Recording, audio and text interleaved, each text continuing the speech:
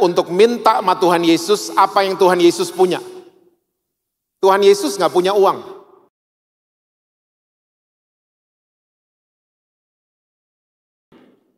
Silahkan duduk. Boleh tepuk tangannya di extend buat para worship leader, singers, dan musicians. Shalom saudara-saudara semua. Apa kabar saudara-saudara? Semua masih percaya Yesus? Masih baca Alkitab? Saya rasa belum terlambat kalau saya mengucapkan Selamat Natal dan Tahun Baru dan Gong Si Fa Choi buat saudara-saudara semua yang merayakannya. Saya sangat yakin resolusi tahun 2023 adalah more of Jesus, less of me. Ya, kita boleh merencanakan segala sesuatu, tapi nanti ujung-ujungnya Tuhan Yesuslah yang menentukannya. Amin, saudara. Saya mau cerita sedikit buat saudara-saudara. Selama 5-7 tahun belakangan ini terjadi fenomena ya di dunia yang namanya restoran. Karena apa? Karena banyak sekali restoran-restoran hari ini yang dipakai bukan sebagai tempat makan dan minum, tapi hanya dipakai sebagai tempat foto-foto. Banyak orang di Jakarta, saya nggak tahu di Surabaya, ya di Jakarta, di Bandung, di Bali, banyak banget restoran yang sampai punya istilah Instagramable. Jadi banyak angle-angle yang bagus untuk difoto. Dan saya sering lihat di Jakarta banyak ibu-ibu datang bawa baju ganti loh saudara. Bawa baju ganti, bawa fotografer, mereka foto-foto di dalam restoran tersebut. Oke. Dan semua angle difoto. Ya, di pintu, ya, di toiletnya karena bagus sekali, di meja makannya. Sampai fotografernya sudah kehabisan angle untuk foto restoran tersebut. Oke. Nah, saya ngelihatnya gini, banyak banget restoran-restoran yang Instagramable tadi, hari ini tutup. Karena apa? Waktu orang sudah nggak bisa lagi foto-foto, semua angle sudah diambil, mereka males ke sana. Karena apa? Makanan dan minuman yang dijual oleh restoran tersebut, biasa-biasa aja rasanya. Beda sama Apeng, beda sama Leko kan? Kalau di Surabaya itu the best banget makanannya. Tapi orang mungkin nggak mau foto-foto di sana. Nah, restoran-restoran seperti ini saya menemukan mereka banyak tutup akhirnya. Karena orang mulai ke sana hanya untuk foto-foto. Nah, saudara mesti tahu ini restoran dia kehilangan esensinya. Bahwa restoran sebenarnya bukan tempat foto, tapi esensi daripada restoran adalah tempat makan dan minum. Banyak banget restoran yang tutup. Nah, saya waktu melihat ini terjadi, saya mulai merenungkan. Banyak juga orang Kristen hari ini gampang jatuh karena kita kehilangan esensi. Kita kehilangan hal yang utama. Kita terlalu banyak kembangan-kembangan, kita terlalu banyak modifikasi-modifikasi, sampai akhirnya kita nggak tahan sama serangan musuh. Nah, akhir 2022 kemarin Tuhan bicara dengan jelas untuk saya mulai mengajar semua kembali ke basic, back to basic, kembali ke apa yang Alkitab catat buat kita. Jangan terlalu banyak pengajaran kita nih, ya banyak kembangannya, banyak modifikasinya. Akhirnya kita sendiri nggak kuat berdiri. Kita gampang jatuh, kita gampang kepleset. Nah, malam hari ini yang saya mau sharing buat saudara-saudara semua adalah the essence of blessing. Karena banyak banget orang Kristen, ya, esensi dari berkat Tuhan. Banyak orang Kristen suka jatuh di sini. Karena apa? Pengajaran tentang berkat banyak kembangannya. Banyak sekali kembangannya. Nah, yang saya mau yakinkan dulu buat saudara-saudara adalah berkat Tuhan itu bukan materi dan uang. Servernya masih beda nih. Berkat Tuhan bukan materi atau uang. Makanya kalau orang Kristen sudah punya pandangan seperti ini, mereka banyak yang kecewa sama Tuhan. Mereka kecewa sama tubuh Kristus. Mereka kecewa sama gereja Tuhan. Karena benak mereka, berkat itu dikembangin. modifikasi. Sampai akhirnya kita lupa the essence of blessing. Kita lupa esensi yang sebenarnya dari berkat Tuhan itu apa. Saya mau ajak Bethany Nginden untuk minta sama Tuhan Yesus apa yang Tuhan Yesus punya. Tuhan Yesus nggak punya uang. Makanya dia bandingin dirinya bukan sama pria ganteng. Yesus bandingin dirinya bukan sama Hotman Paris. Tapi Yesus bandingin dirinya sekali-kalinya cuman sama uang. Karena jelas dia katakan gak ada satu hamba yang bisa berbakti sama dua tuan. Dia akan sayang sama yang satu, benci sama yang lain. Dan ini terjadi. Banyak orang Kristen suka punya salah positioning. Kita seringkali positioning kita salah adalah begini. Kita menaruh uang jadi tuan, Yesus jadi ban serep. Uangnya nggak ada, ban serep baru dicari. Seharusnya nggak begitu. Positioning yang benar adalah Yesus itu tuan, uang itu hamba. Karena dengar baik-baik, uang adalah tuan yang jahat, tapi dia hamba yang baik. Jangan pernah angkat, ya, uang itu jadi tuan. Angkatlah Tuhan Yesus jadi tuan atas kehidupan saudara. Uang akan mengikuti karena dia hamba yang baik. Nah, Yesus itu nggak punya uang. Minta sama Tuhan Yesus apa yang dia punya. Apa pastor yang dimiliki sama Tuhan Yesus? Banyak. Sukacita, damai sejahtera, kesembuhan, minta sama dia. Pemulihan, kesehatan, minta sama dia. Dan saudara tahu nggak yang dimiliki sama Tuhan Yesus? Emas. Itu yang dimiliki sama Tuhan Yesus. Makanya sama Tuhan Yesus mintanya, nah pinter sekarang. Jangan minta uang. Yang dimiliki sama Tuhan Yesus adalah emas. Sukacita, damai sejahtera, pengharapan, itu yang dimiliki sama dia. Jangan minta uang, karena uang itu cuman bonus, alat tukar. Waktu kita punya paradigma bahwa uang adalah berkat, ini dia bahaya. Bahaya banget. Karena uang cuman bonus. Ya, kita bekerja, kita terima bonus. Uang, dia cuman alat tukar, saudara. Oke, nah sekarang ya saya akan membahas buat saudara, kita akan lihat bersama-sama ayat di Alkitab yang membahas soal berkat Tuhan. Kita buka sama-sama kitab Ulangan 28, kita baca ayat yang pertama dulu. Ulangan 28, itu judulnya berkat dan kutuk. Ayat 1, coba sebut sama-sama kata itu. Jika, 1, 2, 3. Stop. Yang saya suruh cuma sebut kata jika. Ya. Jika engkau baik-baik mendengarkan suara Tuhan Allahmu, dan melakukan dengan setia segala perintahnya yang kusampaikan kepadamu pada hari ini, maka Tuhan Allahmu akan mengangkat engkau di atas segala bangsa di bumi. Stop dulu sampai di situ. Siapa yang percaya di tempat ini kalau saya katakan begini, bahwa kasihnya Tuhan Yesus itu tidak bersyarat? Yang setuju bilang amin. Kasihnya Tuhan Yesus, kita mau baik, kita jatuh dalam dosa, Tuhan tetap sayang sama saudara dan saya. Mulai ragu nih. Kasihnya Tuhan seperti itu, unconditional, tidak terkondisi dengan apapun. Ya. Kasihnya Tuhan tidak terpengaruh dengan apapun, dengan kejadian apapun yang sedang kita alami. Ya, dia sayang sama saudara dan saya. Tidak ada syarat. Nah, tapi sekarang dengarkan baik-baik, berkat Tuhan itu bersyarat. Makanya Ulangan 28 dibuka dengan kata bersyarat yang kita sebut sama-sama tadi apa? Jika.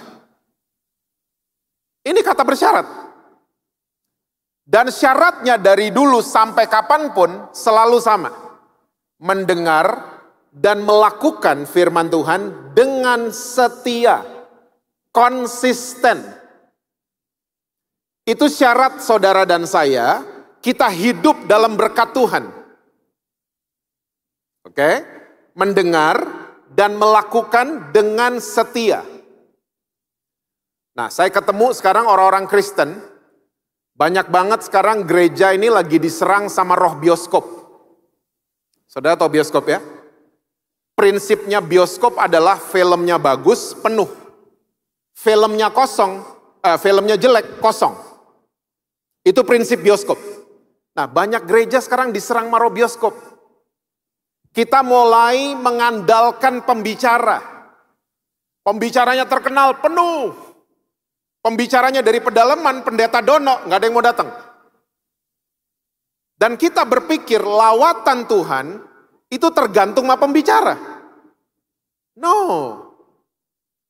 Coba ditata ulang cara berpikir kita. Lawatan Tuhan nggak ada urusannya sama pembicara. Buktinya di mana, Pak? Di Alkitab ada buktinya. Yesus datang di Nazaret, tidak terjadi apa-apa. Yesus loh yang datang. Karena apa? Warga Nazaret, penduduk Nazaret dengerin Yesus, tapi mereka menolak untuk melakukan. Mereka gerasa-gerusu kan, ini anaknya Ucup sama Maria kan? Tetangga kita nih, udah gede, gondrong, khotbahin kita. Mereka nggak terima dikhotbahin sama anak tetangga. So nothing happen. Tidak terjadi apa-apa. Tapi kalau saudara baca di Perjanjian Lama, ada seorang pembicara datang di sebuah kota, tidak naik Garuda, tidak naik mobil Alphard. Dia datang di kota tersebut, dimuntain dari mulut ikan, baru dikerem 3 hari. Masih ingat siapa namanya? Yunus. Khotbahnya melanggar ilmu homiletika. Ya, khotbahnya enggak banget, biasa banget. Tapi anehnya, satu kota Niniwe dilawat sama Tuhan. Kenapa? Niniwe dilawat sama Tuhan karena penduduk Niniwe hari itu, mereka sudah ngambil keputusan, mereka mau melakukan apa yang mereka sudah dengar. Jadi ini bukti ya, lawatan Tuhan gak ada urusan sama pembicara. Lawatan Tuhan terjadi kalau kita ngambil keputusan untuk mendengar dan melakukan firman Tuhan.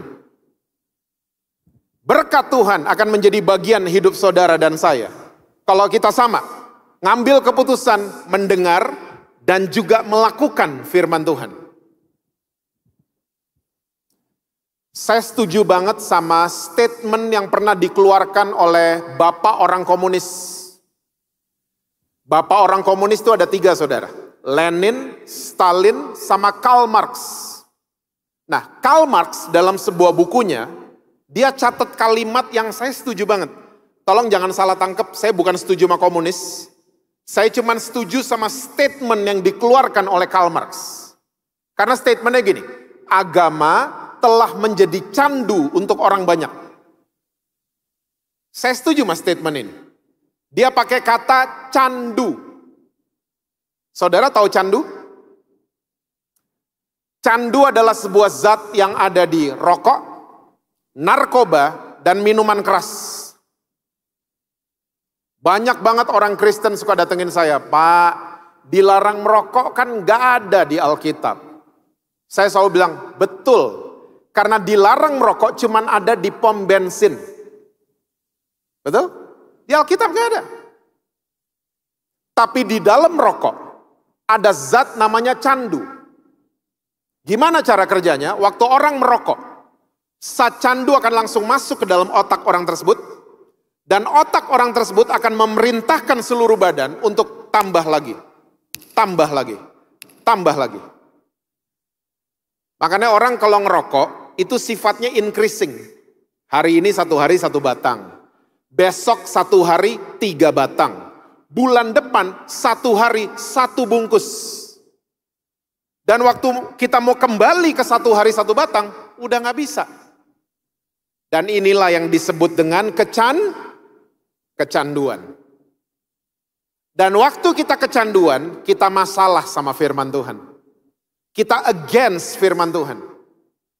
Karena firman Tuhan dengan jelas mengatakan kamu jangan dibelenggu oleh apapun dari dunia ini. Minuman keras juga sama. Orang kebanyakan minum minuman keras, dia mulai mabok. Karena candunya lebih keras. Tambah lagi. Nah, orang kalau mabok, dia pindah biasanya. Dari alam realita, dia pindah ke alam halusinasi. Ini misalnya doang. Misalnya di alam realita, dia baru diputusin sama pacarnya. Di alam halusinasi, waktu dia lagi mabok, dia kayak lagi dipeluk sama pacarnya, padahal yang dipeluk tembok. Nah, waktu kadar alkoholnya mulai hilang, orang tersebut harus kembali ke alam realita dan dia tetap menemukan pacarnya sudah meninggalkan dia. Nah, kenapa saya setuju sama statement Karl Marx yang menggunakan kata candu? Karena ini terjadi. Banyak loh orang Kristen di Bethany Nginden tapi nggak ada. Banyak orang Kristen datang kebaktian kayak pindah doang. Dari alam realita di luar sana, ke alam halusinasi di tempat kebaktian. Di tempat kebaktian yang di depan ngomong, semua diberkati, amin, amin. Selesai terima doa berkat, kita nggak hidup selayaknya orang yang diberkati. Kita nggak pernah sukacita, kita nggak pernah mau berharap sama Tuhan, kita terus beli DVD bajakan, beli program komputer bajakan, kita kelakuannya tidak seperti orang yang diberkati sama Tuhan. Di kebaktian yang di depan nanya, semua sukacita, amin, amin. Di kebaktian amin. Selesai terima doa berkat, kita tetap kepahitan, kita tetap mau balas dendam, kita tetap simpan marah, dan seterusnya.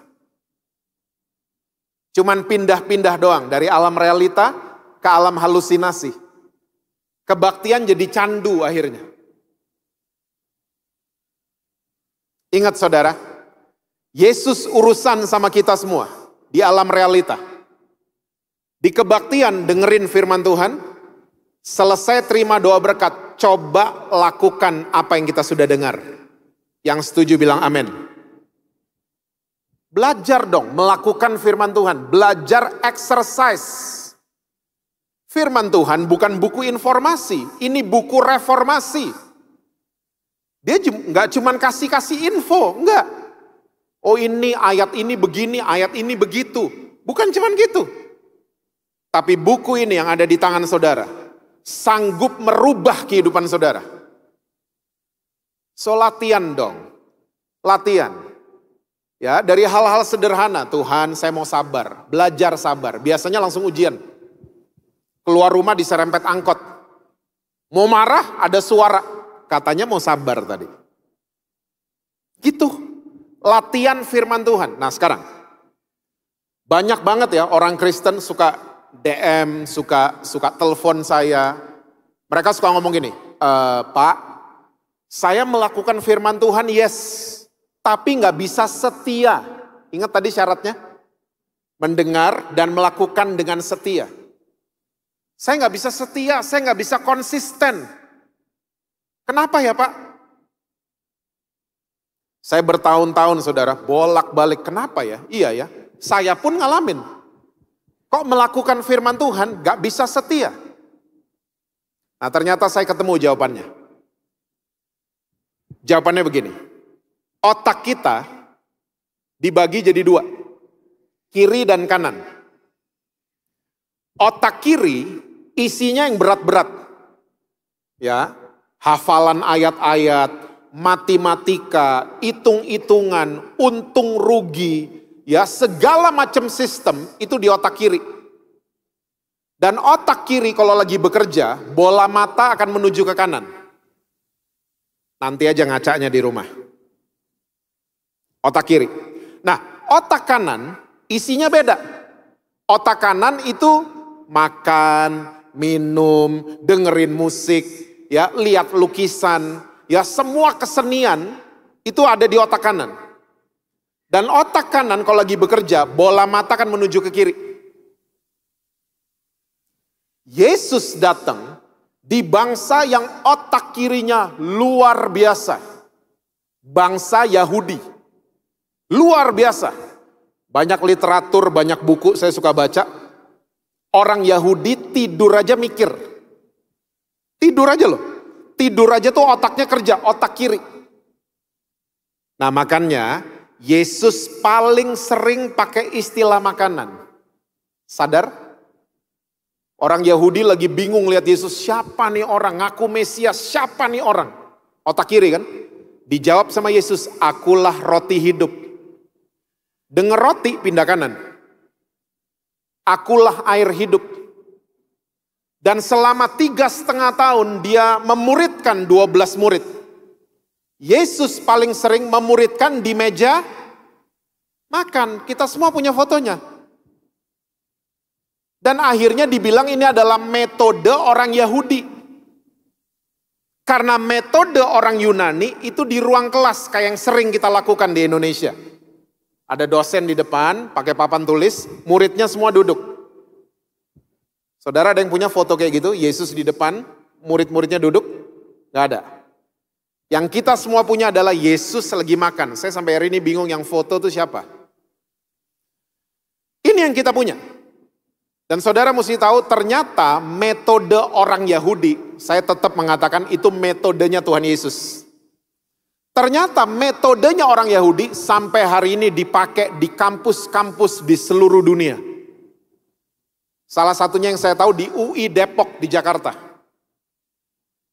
Ada dosen mengatakan, saya baca di rubrik Kompas, dia kalau mendeliver mata kuliah 1,5 jam, itu mahasiswa boring, ditanya ada yang mau bertanya, nggak ada yang mau bertanya. Ya, mereka tanyanya, Pak liburnya kapan? Nanyanya malah aneh-aneh. Dan dosen ini mulai merubah strateginya. Dia mulai mengatakan, oke, mulai minggu depan, ya 1 hari tiba-tiba dia ngomong gitu, kita kuliah di tempat ngopi. Kalian gak usah bawa buku, cuman bawa diri sama bawa uang. Dan benar, datang nih mahasiswa-mahasiswa. Ya mereka ngopi bareng, makan muffin bareng, ya ngobrol-ngobrol. Kuliah yang biasanya 1,5 jam dan membosankan. Tiba-tiba berubah, jadi 3-4 jam. Dan waktu ujian, semua mahasiswa nilainya A+. Karena semua mau ngomong. Dan sampai hari ini masih terjadi di mana-mana, saudara. Deal-deal bisnis besar terjadi di mana? Meja makan. Bukan di ruang meeting.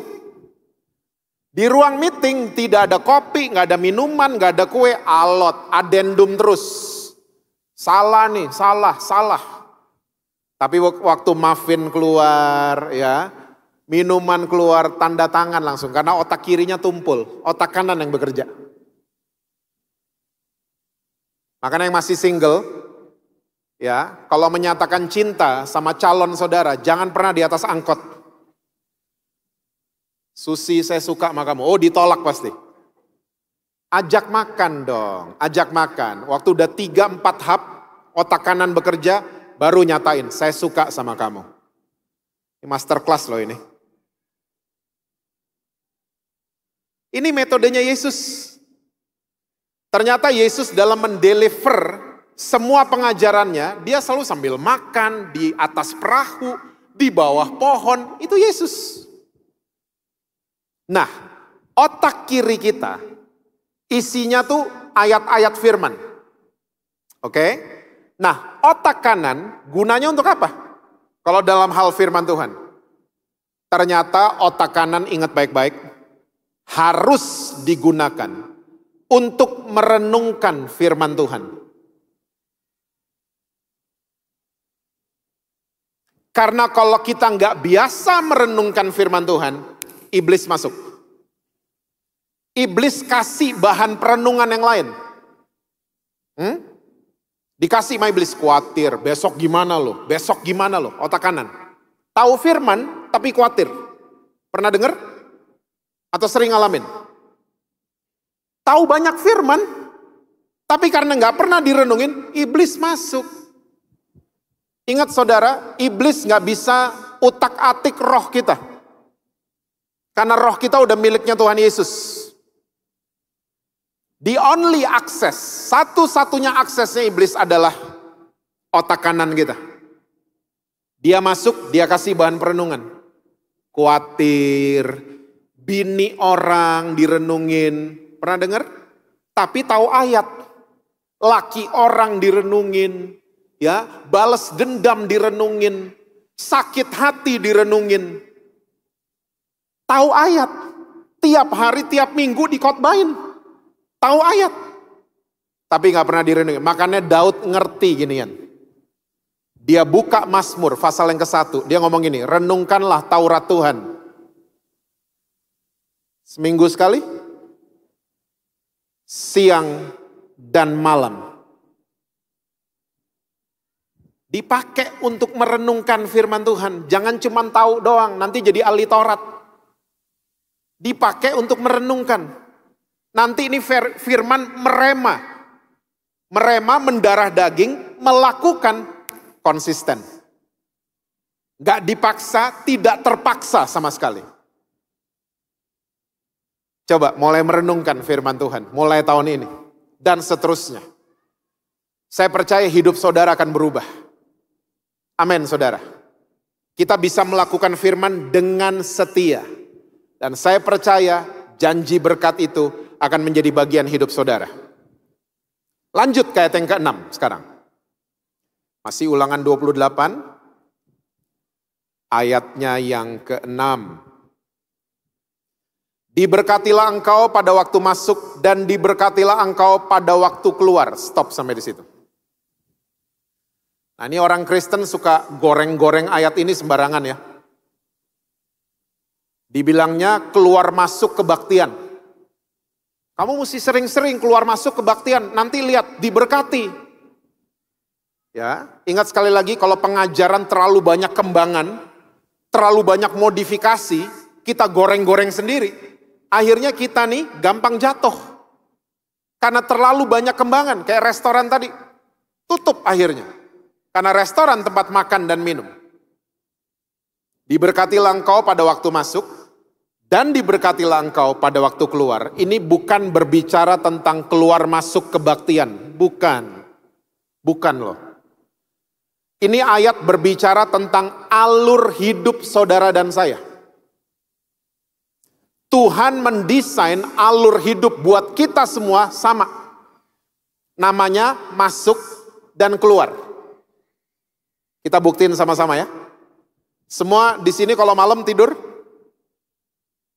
Tidur ya? Pak, saya nggak bisa tidur. At least saudara baring-baringan.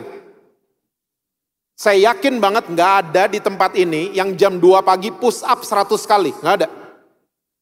Semua pasti istirahat. Dan besoknya waktu kita bangun, semua alur kita sama. Masuk dan keluar. Kita keluar kamar tidur. Masuk kamar mandi. Keluar kamar mandi, masuk dapur. Keluar dapur, masuk lagi kamar mandi. Keluar kamar mandi, masuk kendaraan. Keluar kendaraan, masuk kantor. Keluar kantor, masuk mall. Keluar mall, masuk Bethany Nginden. Keluar Bethany Nginden. Masuk pasar, keluar pasar. Masuk supermarket, keluar supermarket. Malam hari kita kembali masuk ke kamar. Ada yang beda alur hidupnya? Semua kita sama. Makanya saudara kalau kemana-mana, cek selalu ada pintu keluar apa tidak. Karena kalau nggak ada pintu keluar, itu namanya jebakan. Semua alur hidup kita sama. Dan tolong ingat baik-baik. Kalau alur hidup kita sudah masuk dan keluar, berarti ada saat-saat kita ada di dalam. Betul apa betul?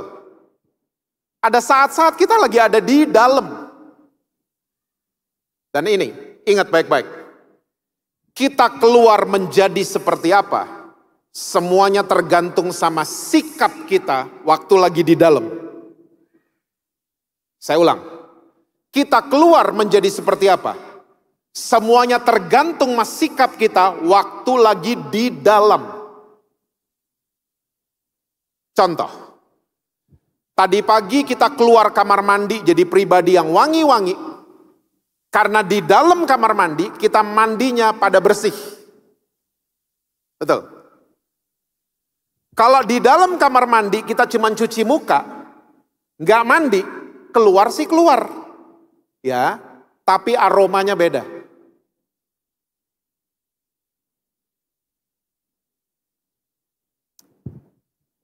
Saya datang ke Bethany Nginden, barusan. Naik mobil sama Alfian. Alfian yang jemput saya. Saya bisa keluar dari mobil, ya, dan gabung sama saudara-saudara di doa malam. Karena saya dengan Alfian selama di dalam mobil, kita kelakuannya, sikap kita, baik lampu merah berhenti, ada rambu dilarang parkir, kita nggak parkir, ya, tempat muter balik, kita muter baliknya di situ. Kita nggak ngelanggar apa-apa. Saya keluar dari mobil di Bethany Nginden dengan selamat, tidak kurang satu apapun.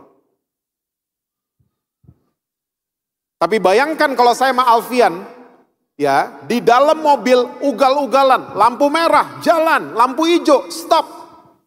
Dilarang stop, kita malah stop. Pertanyaan saya keluar dari mobil nggak? Keluar, tapi nggak di Bethany Nginden. Keluarnya bisa di kantor polisi atau di rumah sakit. Kita keluar menjadi seperti apa? Semuanya tergantung mas sikap kita waktu lagi di dalam.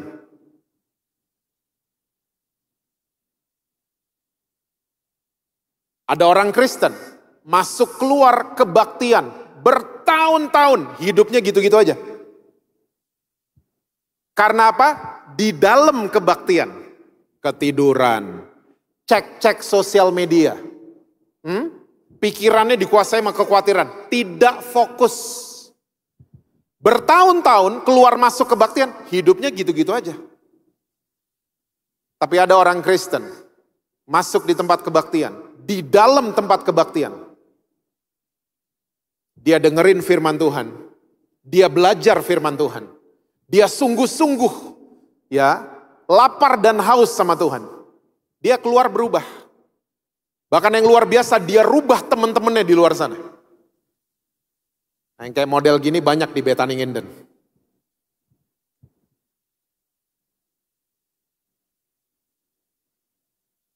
Kita masuk di sebuah masalah, diizinkan sama Tuhan. Pasti keluar enggak? Ingat 1 Korintus 10? Tuhan kalau kasih masalah, sepaket sama jalan keluar. Halo? Jadi kalau saudara lagi sedang dalam masalah hari ini, percayalah masalah sepaket dengan jalan keluar. Terus Tuhan iseng amat sih ngasih-ngasih saya masalah. Saya dimasukkan ke dalam ke dalam situasi yang namanya masalah. Apa yang Tuhan mau lihat? Tuhan cuma mau lihat waktu kita lagi di dalam masalah tersebut. Itu kan? Itu yang mau dilihat sama Tuhan. Kita melakukan firman apa tidak? Karena saya banyak ketemu orang Kristen, waktu masuk di masalah, di dalam masalah, mereka nggak melakukan firman. Mereka marah-marah sama Tuhan, mereka marah sama gereja, mereka marah sama orang-orang Kristen, mereka marah-marah. Keluar sih keluar, tapi nggak menang. Ingat, masalah didesain sama Tuhan sepaket dengan jalan keluar. Kita keluar menjadi seperti apa? Tergantung mas sikap kita waktu lagi di dalam. Coba, waktu di dalam masalah, belajar untuk melakukan firman Tuhan. Jangan lakuin yang lain. Saya percaya saudara akan keluar dari masalah, menjadi umat yang lebih daripada pemenang.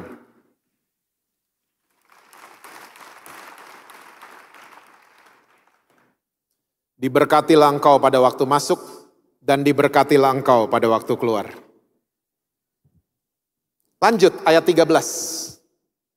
Kita nggak ada waktu untuk membahas semuanya.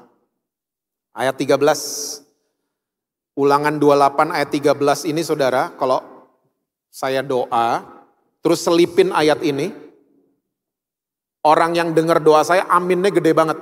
Amin gitu, gede banget. Karena ayat ini paling populer. Nih, Tuhan akan mengangkat engkau menjadi kepala dan bukan menjadi ekor. Engkau akan tetap naik dan bukan turun. Oh, ini aminnya paling gede. Apabila kata bersyarat muncul lagi. Tadi yang di atas jika kan? Ini apabila engkau mendengarkan perintah Tuhan Allahmu yang kusampaikan pada hari ini, kau lakukan dengan setia. Syaratnya masih sama. Mendengar dan melakukan dengan setia. Nah, tolong, saudara, kalau telan ayat ini, ditelan semuanya. Jangan setengah-setengah, jangan digoreng-goreng. Ya, karena nggak apa-apa kita mengamin. Kamu akan terus naik dan bukan turun. Amin, kenceng banget biasanya amin. Tapi abis kalimat itu tuh koma, bukan titik. Betul kan? Koma. Engkau akan tetap naik dan bukan turun. Koma, apabila. Jadi, kita akan jadi kepala, kita akan naik kalau kita mendengar dan melakukan dengan setia apa yang disampaikan oleh Tuhan pada hari ini. Jadi waktu kita memutuskan untuk melakukan firman Tuhan, kita dibawa naik. Dan tolong ingat baik-baik, apa saja yang judulnya naik, itu selalu berat. Saya ulang, apa saja yang judulnya naik, itu selalu berat. Naik kelas, ujian dulu. Naik penjualan, lembur dulu. Betul. Naik pangkat, performance dulu. Naik berat badan, nuruninnya berat. So, apa saja yang judulnya naik, selalu harus diikuti oleh kerja keras. Bukan santai-santai. Jadi saudara jangan pernah berpikir ayat ini, oh Tuhan akan bawa saya naik. Ada masalah saya dibikin naik, masalahnya lewat, turun di sini. Enggak.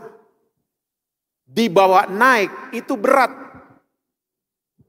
Jadi kalau malam hari ini, saudara ada yang datang di doa malam, saudara lagi ngerasa berat, justru disitulah saudara harus mengucap syukur. Karena sebenarnya saudara lagi dibawa naik ke atas.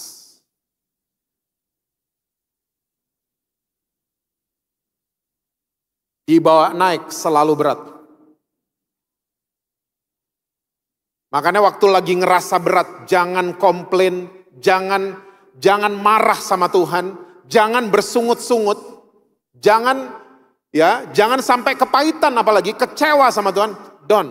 Jangan. Kita harus merubah pikiran kita malam hari ini. Waktu saya melakukan firman Tuhan, biasanya berat. Seorang istri waktu suaminya selingkuh, dan dia memutuskan, Tuhan, saya mau ampuni dia. Berat langsung. Berat. Jalannya berat. Dia gak bisa tidur tiap malam. Nanjak jalannya. Ya, migrain mungkin, asam lambung naik, dan seterusnya. Karena jadi berat. Ingat, waktu kita putuskan melakukan firman Tuhan, berat, langsung tanjakan. Saudara kalau keteretes, naik mobil saudara harus giginya number 1. Waktu naik ke terawas, keteretes, mesti number 1. RPM-nya besar, sampai 3.000-an, nguras bensin. Tenaganya besar banget itu mobil. Dan waktu saudara lagi naik keteretes, naik mobil, pelan. Saudara akan selalu papasan sama mobil yang lagi turun. Betul apa betul? Mobil yang lagi turun, mesinnya dimatiin, bisa turun. Mobil lagi turun, giginya netral, bisa turun. Dan mobil yang lagi turun, pelan atau kenceng? Kenceng. Dalam sekolah kehidupan juga sama. Waktu kita memutuskan untuk melakukan firman Tuhan, berat. Dan waktu berat nanjak ke atas, kita akan selalu papasan sama orang yang lagi bikin dosa. Kenceng semua. Rezekinya kenceng. Sama selingkuhannya happy. Kenceng, papasan semua sama kita. Terus kita mulai gini, kok kok dia, kok saya, mulai banding-bandingin. Kok dia bikin dosa loh, kok happy terus, kok proyeknya jalan terus, kok rezekinya kenceng, sementara saya udah memutuskan melakukan firman Tuhan, kok saya jadi begini.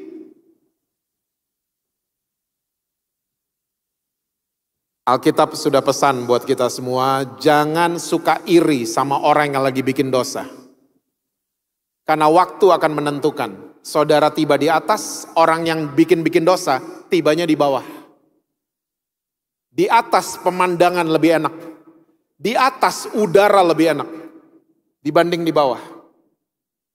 Dan orang kalau sudah kebentur di bawah, yang dicari adalah orang yang di atas.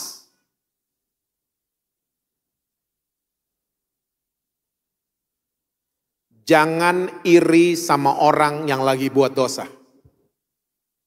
Waktu saja yang akan membuktikan. Jangan pernah iri. Jangan iri sama proyek mereka. Jangan iri dengan apapun yang mereka buat. Fokus. Saya kebetulan senang sepeda. Sama dengan gembala saudara. Pertama kali saya dihadapkan dengan tanjakan, saya pikir nggak bisa, nggak mungkin. Saya dulu pikirannya gini, mungkin sepedanya mesti diganti, enggak. Ternyata yang mau diganti paha saya, otot paha saya yang mau diganti. Sekarang lihat tanjakan, seneng-seneng aja tuh, bisa dilewatin, Bukan sepedanya yang berubah, kita yang berubah. Sama, kalau ada masalah, bukan masalahnya yang berubah, saudara dan saya yang mau dirubah sama Tuhan Yesus. Dan saya percaya, karakter kita akan makin serupa dengan Kristus, bukan serupa dengan dunia. Saudara mungkin pernah ikut retreat gereja. Biasanya retreat gereja itu di puncak. Ya, kalau di Jakarta begitu. Tim yang berangkat jam 6 pagi itu biasanya tim sound system. Mereka berangkat duluan. Rombongan kedua berangkatnya jam 10. Kena macet rombongan yang kedua. Yang ditelepon orang di Jakarta apa yang di puncak yang udah nyampe? Yang di puncak. Macet nih di sini gitu. Yang jawab yang di puncak ikutan panik nggak? Enggak, jawabnya tenang. Oh macet di situ. Cuman sebentar kok, abis itu bebas. Kenapa mereka bisa tenang yang di puncak? Karena udah lewatin asam dan garam duluan. Makanya lebih tenang. Istri yang suaminya selingkuh udah 5 tahun. Sama istri yang baru kemarin tahu suaminya selingkuh. Panikan yang mana? Yang kemarin. Aduh suamiku selingkuh. Yang udah 5 tahun lebih tenang kan? Lebih tenang. Tenang aja. Banyak berdoa nanti semua beres. Itu cara kerja Tuhan. Tuhan bukan jahat sama kita, Tuhan cuma mau merubah karakter kita. Tuh, baru 3 ayat kita bahas, semuanya gak ada yang ngomongin duit kan? Semuanya gak ada yang ngomongin materi. Semuanya adalah semua serba perubahan karakter kita. Semuanya berbicara tentang kita melakukan firman dengan setia atau tidak. Passwordnya adalah mulailah mendengar dan melakukan dengan setia. Saya percaya segala berkat itu akan menjadi bagian kehidupan saudara. Amin saudara. Tuhan berkati saudara-saudara semua. Selalu sukses dengan apapun yang saudara kerjakan. Harmonis di rumah dan rekening bank selalu penuh buat saudara-saudara. Dengan iman, terimalah rahmat anugerah dari Aba Bapa Allah kita. Kasih-Nya dalam Yesus, kekuatan kuasa-Nya dalam Roh-Nya yang kudus, turun melimpah atas kita semua, untuk menaungi, membimbing, menyertai dan memberkati sepanjang malam ini. Maranatha, Yesus datang, bahkan sampai selama-lamanya. Dalam nama Yesus, semua yang percaya sama-sama kita berkata, Amin.